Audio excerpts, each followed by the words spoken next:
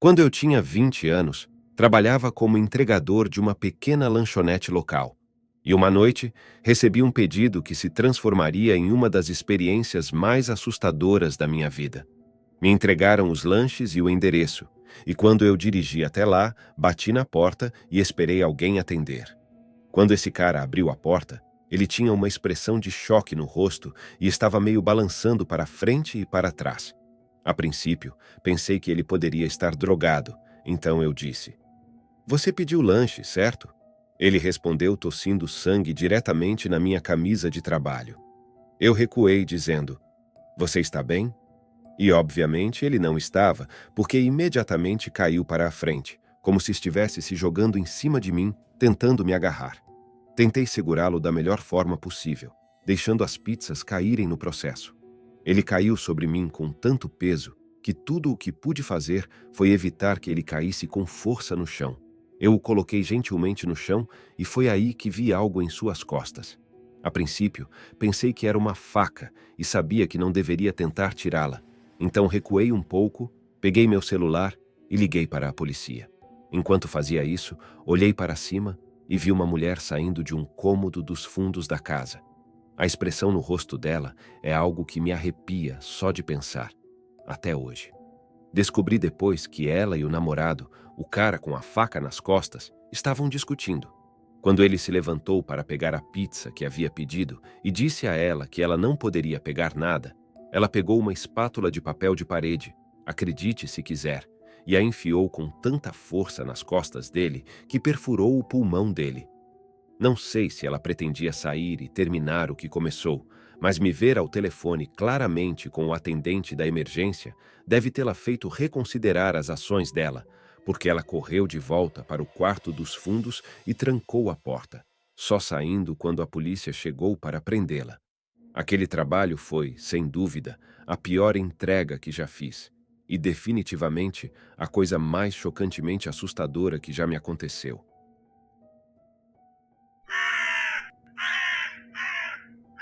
Eu costumava trabalhar no restaurante dos pais do meu melhor amigo.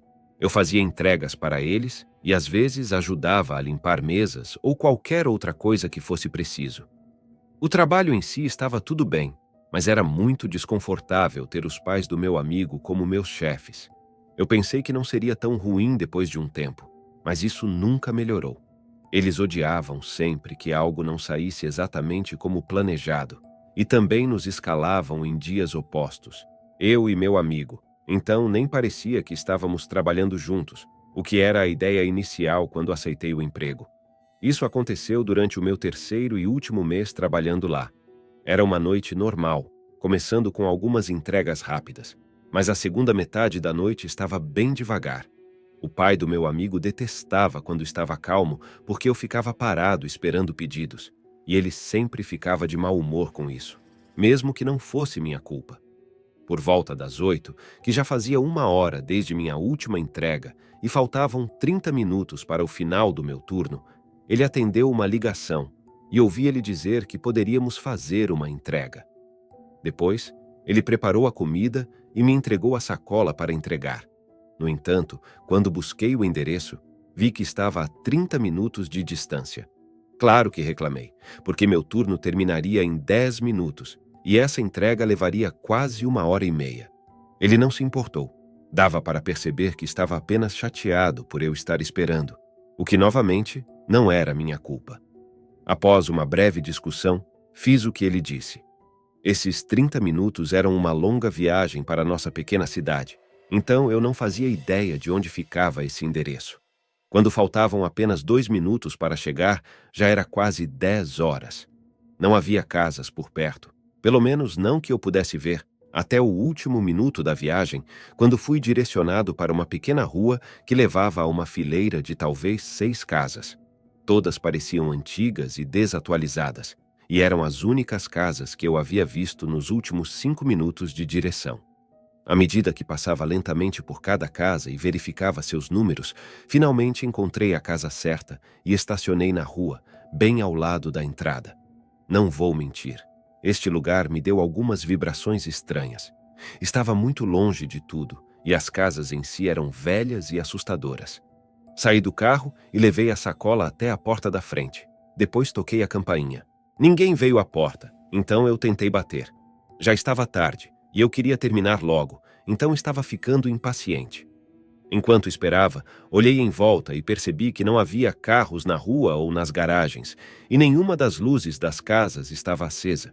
Levei a sacola de volta para o meu carro e liguei para o celular do cliente. Ele não atendeu, então fiquei sentado no meu carro, tentando pensar no que fazer em seguida. Eles ainda não tinham pagado pela comida, então eu não podia simplesmente deixá-la na porta deles. Foi quando vi uma luz se movendo dentro da casa.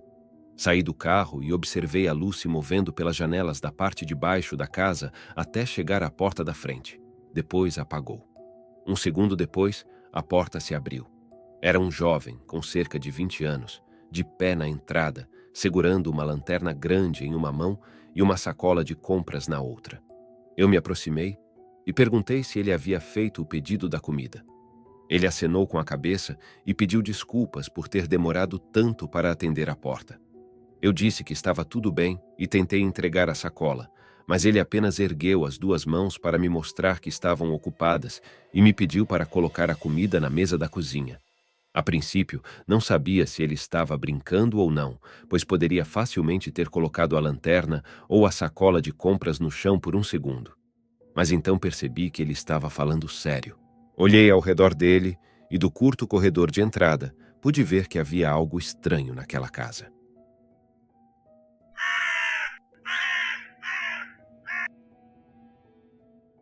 Deixe-me contar como eu passei a ter medo de cachorros. Costumava entregar pizzas para viver. Na verdade, costumava fazer muitas coisas antes da minha última entrega. Agora não faço mais quase nada. Vivo de pensão por invalidez. Ou melhor, tento viver. Tenho flashbacks, tenho pesadelos e, às vezes, apenas o som de latidos ou uivos pode desencadear uma ansiedade severa. Tudo isso por causa de um maldito cachorro, como eu estava dizendo. Costumava entregar pizzas e lanches para viver. Mas, como eu estava dizendo, áreas bem rurais. Entregava em fazendas, casarões enormes no meio do nada, com estradas de acesso longas. Uma vez, cheguei a uma cerca trancada com uma grande corrente e cadeado. Então não havia como entrar no local sem sair do carro e pular a cerca. Isso não era problema. Algo a que você tinha que se acostumar nesses lugares afastados. Então, eu subi a cerca e comecei a caminhar em direção à casa com minha bolsa térmica pendurada no ombro. Mas, quando cheguei a uns 15 metros da porta da frente, um cachorro apareceu do nada, correu na minha direção e começou a latir alto o suficiente para acordar os mortos. Fiquei bem assustado e recuei alguns passos, e por sorte o cachorro apenas manteve uma distância, continuando a latir para mim. Eu dizia todas as coisas boas de sempre. Bom cachorro, bom garoto, sou amigável, etc. Quando de repente o dono da casa apareceu na porta e chamou o cachorro de volta. Foram muito simpáticos o tempo todo e pediram desculpas várias vezes, dizendo que esperavam que eu não estivesse muito assustado. Eu disse que animais defensivos eram um risco do trabalho e que não guardaria rancor deles, nem do cachorro, especialmente porque ele estava apenas protegendo a família. Secretamente, eu até meio que gostei quando coisas assim aconteciam, qualquer coisa para ganhar alguns trocados extras e gorjetas, sabe como é. Enfim, recebi um pequeno bônus junto com o agradecimento por ter vindo até lá. Enquanto eu contava o dinheiro, ouvi o cachorro começar a latir novamente quando estava indo embora. Na época, eu não conhecia muito bem as raças de cachorros, então não fazia ideia do que era. Só mais tarde descobri que era uma mistura de bulldog com pitbull. Imagine uma grande boca em pernas e você basicamente tem a ideia. Então, como eu disse, estava contando o dinheiro enquanto subia a estrada de acesso e como achei que o cachorro era só barulho e não ia me morder, fui ficando um pouco ousado no meu caminho. "Ah, calha a boca, seu velho vira-lata", eu disse, e coisas do tipo. Mas quanto mais eu subia a estrada, mais alto e feroz o cachorro latia. Quer dizer, parecia completamente enlouquecido quando cheguei ao portão de ferro antigo, estava sinceramente aliviado por poder simplesmente ir embora, porque a intensidade do latido estava começando a me assustar naquele ponto. Mas então, quando tentei pular a cerca para chegar ao meu carro, o cachorro parou de latir de repente. Foi substituído pelo som de patas correndo na grama e na terra. Enquanto eu subia, virei a cabeça um pouco para ver o cachorro vindo em minha direção, e então veio uma das dores mais intensas que já senti, quando o cachorro afundou os dentes na parte de trás da minha perna esquerda. Gritei como um louco, sentindo os dentes afiados me perfurarem. Depois, cometi o erro de pensar que se tentasse puxar minha perna para longe do cachorro, ele soltaria. Jesus, como eu estava errado! E a dor que isso me causou foi de outro mundo. Além disso, porque o cachorro sentiu que eu estava tentando me afastar, ele puxou ainda mais forte, literalmente me arrastando pelo pedaço de carne da minha perna. Não tive escolha a não ser soltar a cerca e tentar voltar na direção do cachorro para aliviar a dor. Mas ao soltar a cerca e dar um passo para trás, acabei caindo completamente no chão. E isso significava que estava completamente à mercê do cachorro. Devo ser grato por ele não ter me ferido ainda mais, como morder meu rosto ou pescoço, mas em vez disso, ele manteve sua mandíbula firmemente presa na minha perna, como um torno. Eu só continuava gritando e tentando alcançar o cachorro ou cutucar seus olhos, qualquer coisa para fazê-lo me soltar. Juro que nunca machucaria um animal em outras circunstâncias, mas naquele momento não conseguia pensar em outra forma de me livrar dele. Então, como o cachorro estava mordendo a parte de trás da minha perna e não me deixava virar o suficiente para alcançar sua cabeça, percebi que a única coisa que poderia me salvar seria gritar o mais alto possível por ajuda. Ah, um ponto que eu quero esclarecer antes de continuar.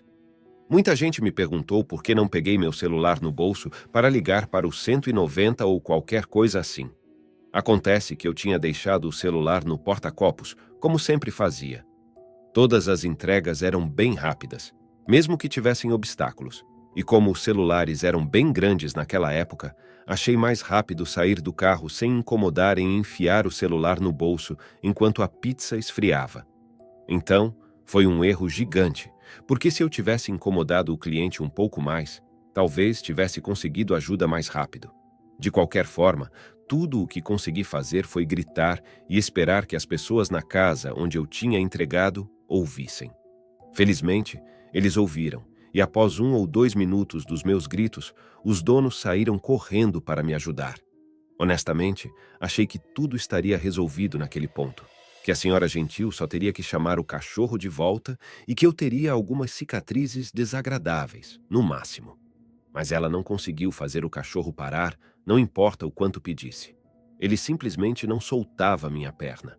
Eu não sabia disso na época, mas o homem da casa viu o que estava acontecendo pela porta da frente e já estava ligando para o 190 no momento em que sua esposa chegou até mim.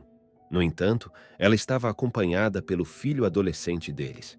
E a solução que ele propôs, acho que fez mais danos à minha perna do que o cachorro. Enquanto a mãe gritava, Jeff, por favor, deixe-o ir, Jeff, por favor, solte o homem. O garoto achou que era uma boa ideia simplesmente agarrar o cachorro pelo corpo e tentar arrancá-lo de mim.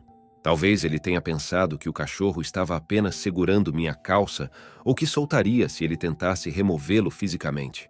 Mas, mesmo comigo implorando para que ele não puxasse, foi exatamente o que ele fez, e senti músculos sendo rasgados dos ossos enquanto ele puxava o cachorro para trás.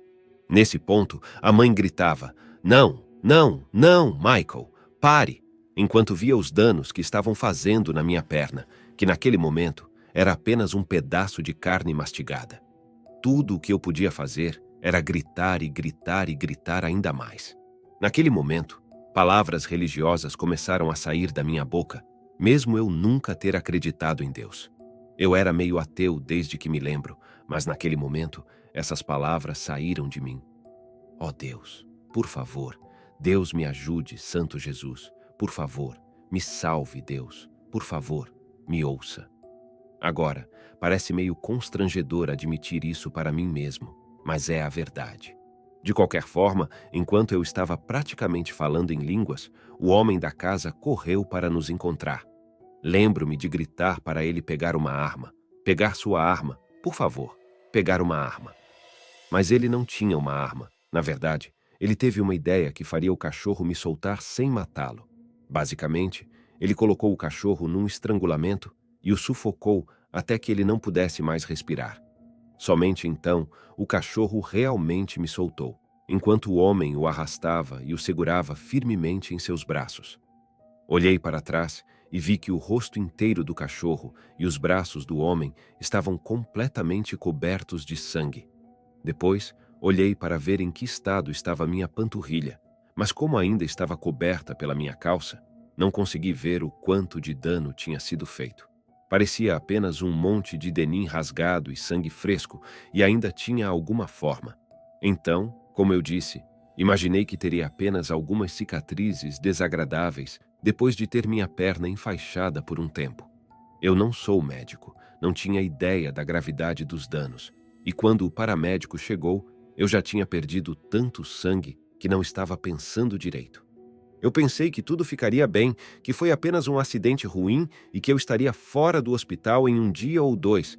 Estava muito longe da verdade. Lembro-me de finalmente perceber o quão grave era quando os médicos me disseram que eu iria para a cirurgia em breve e que eles tentariam o melhor para salvar minha perna. Eu lembro de pensar: o que você quer dizer, salvar minha perna? Mas eles queriam dizer exatamente o que disseram. Havia tanto dano que o cachorro havia mastigado minha panturrilha repetidamente até o ponto em que os médicos não conseguiriam salvar minha perna. E assim foi a noite em que tive minha perna esquerda amputada logo abaixo do joelho, em 3 de maio de 2004, a noite em que minha vida mudou para sempre. E é aí que esta história se fecha. Eu já disse como vivo agora. Não posso trabalhar e não posso fazer muita coisa além de assistir TV e ajudar a cuidar da minha mãe.